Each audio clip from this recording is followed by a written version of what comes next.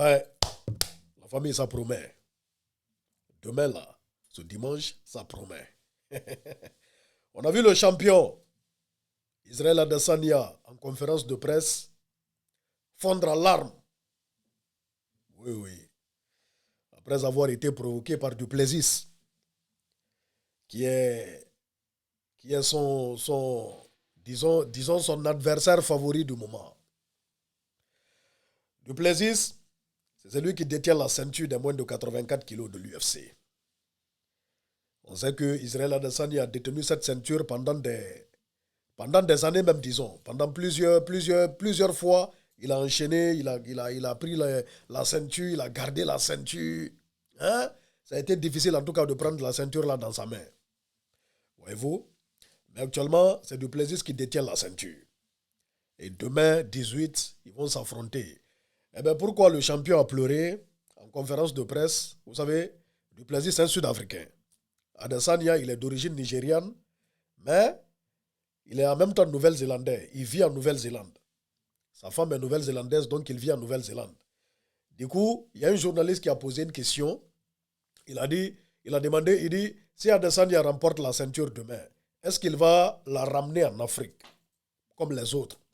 Adesanya a dit, ouais, il va la ramener au Nigeria, il va passer par la Sud-Afrique avant de partir en Nouvelle-Zélande, parce que lui, il est un enfant du monde.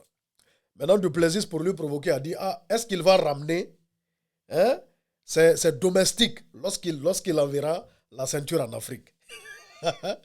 Vraiment, c'est ce que Adesanya n'a pas aimé. Parce que Duplessis dit que c'est lui, il est le premier combattant de l'UFC champion, champion de l'UFC qui réside vraiment en Sud-Afrique. Parce que lui, il s'entraîne en Sud-Afrique, il vit en Sud-Afrique. En Afrique du Sud, au fait. Il dit Adesanya, c'est bon, lui, il vit en Europe là-bas, il ne connaît pas les réalités africaines en vrai.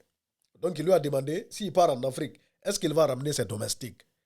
Pour les tâches, parce que Adesanya n'est pas habitué à la souffrance. C'est ce que Duplessis veut lui faire savoir.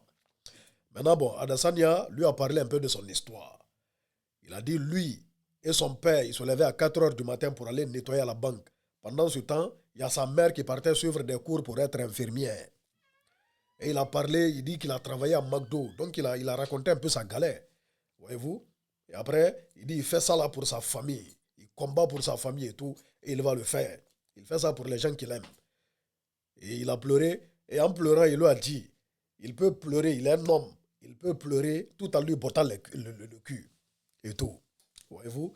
Donc là, vraiment, il y a l'intensité, il y a la tension. Il y a la tension au haut niveau. Demain, on verra bien ce qui va se passer. En tout cas, moi, je supporte Adesanya à fond.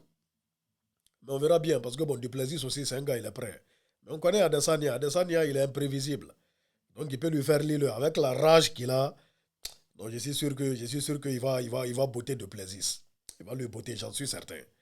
Donc, en tout cas, on attend de voir ce qui va se passer demain. Voilà. On souhaite bonne chance au champion Israël Adesanya. C'est de ça qu'il s'agit. Peace and love. Big Soul 224.